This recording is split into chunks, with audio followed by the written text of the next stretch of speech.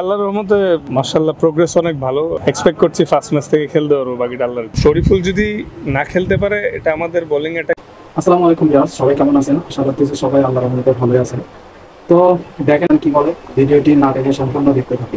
এর জন্য একটু বিগ লস। এক্সপেকটেশন তো ভাইয়া সবসময় প্রত্যেকটা ম্যাচে জিতার লক্ষ্যেই খেলতে নামি। আমরা যদি জিততে পারি তাহলেই সব ঠিক হয়ে যাবে ইনশাআল্লাহ। জি আল্লাহর রহমতে মাশাআল্লাহ প্রোগ্রেস অনেক ভালো।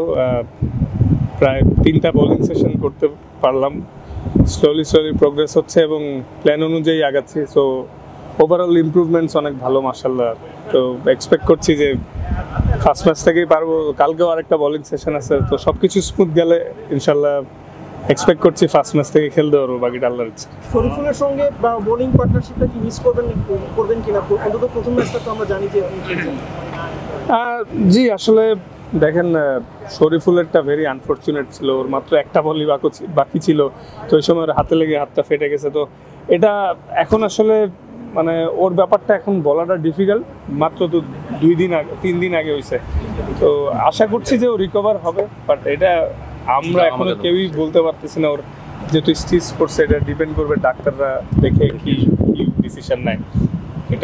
মানে তাসকিন মানে পেস বোলিং আক্রমণে একটু কি মানে ধাক্কা খেলো? যদি তাই খাই, শ্রীলঙ্কার এগেইনস্টে ক্রাঞ্চ ম্যাচের আগে আপনি মানে এই যে একটা বিরতির পর ফিরে এসে প্রত্যাশা তো থাকবে অনেক ভালো কিছু করার, কিন্তু কাজটা কতটুকু কঠিন হয়ে যেতে পারে? বিশেষ করে যে উইকেটগুলো দেখছেন আজকে, তো আপনি দেখেছেন যে নেদারল্যান্ডস আর এই ম্যাচটাও বেশ ছিল। কি মনে হচ্ছে আপনার কাছে? না আসলে দেখেন, প্রত্যেকটা ম্যাচই একটা অপরচুনিটি, স্পেশালি আরও ওয়ার্ল্ড কাপের মতো ম্যাচ তো আরও বেশি এক্সাইটমেন্ট থাকবে। হ্যাঁ, শরীফুল যদি না খেলতে পারে এটা আমাদের বোলিং অ্যাটাকের জন্য একটু বিগ লস, কিন্তু তাও বাকিরাও সবাই ওয়েল প্রিপেয়ার্ড। আমরা বোলাররা সবাই কম বেশি সব কিছু নিয়ে কিন্তু ভালো ছন্দেই আছে। তো বোলিং ইউনিট নিয়ে আশা করি তেমন বড় কিছু হবে না। যদি আমিও নাও খেলতে পারি, তাও বাকি যারা আছে তারাও প্রিপেয়ার। তো আশা করছি যে যারাই খেলবে সেটা দিতে পারলে ইনশাআল্লাহ এনাফ। তাসকিন, এই আপনার যুক্তরাষ্ট্রের উইকেটগুলো বেশ ট্রিকি আমরা দেখছি।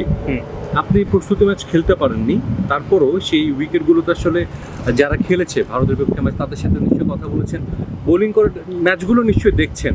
কি মনে হচ্ছে উইকেটগুলো দেখে আসলে? না আসলে নিউ ইয়র্কের উইকেটটা তো একটু লো স্কোরিং ছিল, কিন্তু ডালাসের উইকেটটা আবার ডিফারেন্ট হইতেও পারে। তো সম্পূর্ণ আসলে অ্যাডজাস্ট করতে হবে কন্ডিশন অনুযায়ী, যে কন্ডিশন এবং সিচুয়েশন অনুযায়ী অ্যাডজাস্ট করে খেলতে হবে। এখন লো স্কোরিং হোক বা হাই স্কোরিং হোক, যেটাই হোক, তো সিচুয়েশন ওয়াইজ আমরা এক্সিকিউট করতে পারলেই ওই দিন ভালো কিছু হবে ইনশাআল্লাহ।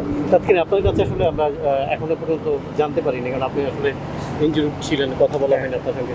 মানে গিভেন সিচুয়েশনে মানে শরীফুল হঠাৎ করে রুল আউট হয়ে গেল ফার্স্ট ম্যাচ থেকে, এদিকে হাসান মাহমুদ আছে, পেস প্লেয়ারের যারা আছেন, আপনি আছেন, সব মিলে আপনার কি মনে হয় যে আমরা আসলে এই ওয়ার্ল্ড কাপে আমাদের মানে আমরা কোন লেভেলটা রিচ করতে পারছি?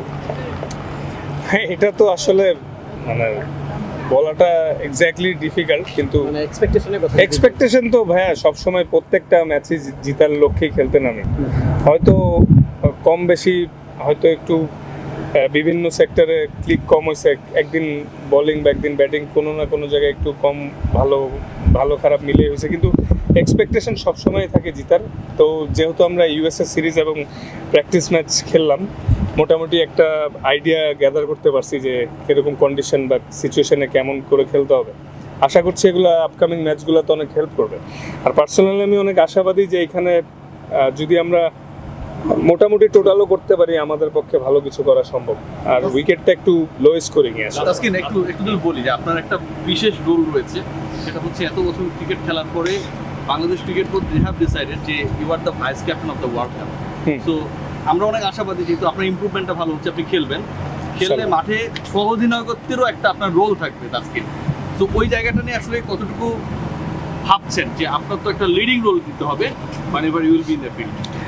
না আসলে দিন শেষে দেখেন, মানে মাঠে এক্সিকিউশনটাই মেন ফ্যাক্ট আমি মনে করি। ধরেন আপনি আমাকে একটা প্ল্যান দিলেন, আমি যদি এক্সিকিউট করতে না পারি, তখনই ওই জিনিসটা আনসাকসেসফুল হয়ে গেল। তো ক্যাপ্টেন, ভাইস ক্যাপ্টেন, কোচ যেই থাকুক না কেন, দিন শেষে আমরা যেই মিডলে থাকবো বোলিং বা ব্যাটিংয়ের সময়, যেই প্ল্যানই দেওয়া হোক সেই প্ল্যানটা এক্সিকিউট করতে পারলে তখন সাকসেসফুল হবে, তখন আলটিমেটলি সবারই ডিসিশন ভালো হবে। তো আশা করছি ভালো কিছু হবে।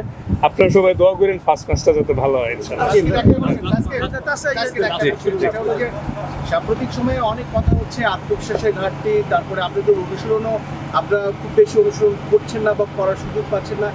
তো আসলে দলের ভিতরে যদি অবস্থাটা বলতেন যে প্রথম ম্যাচের আগে শ্রীলঙ্কা হেরে গেছে প্রতিপক্ষ প্রথম ম্যাচের, আপনাদের আসলে আত্মবিশ্বাসের ঘাটতি নিয়ে এত কথা হচ্ছে, আপনারা কিভাবে এটা দেখছেন বা এটাকে কেয়ার করছেন কত? না আসলে শুধু আমরা না, সব টিমই কিন্তু আপনারা যদি খেয়াল করে দেখতে পারেন যে ওয়েদারের কারণে বেশি ট্রেনিং করার সুযোগ পায় নাই, বৃষ্টির কারণে মাঠ ভিজা ছিল বা ফ্যাসিলিটিসটা একটু তুলনামূলক কম, যেহেতু ইউএসএতে নতুন ক্রিকেট হচ্ছে।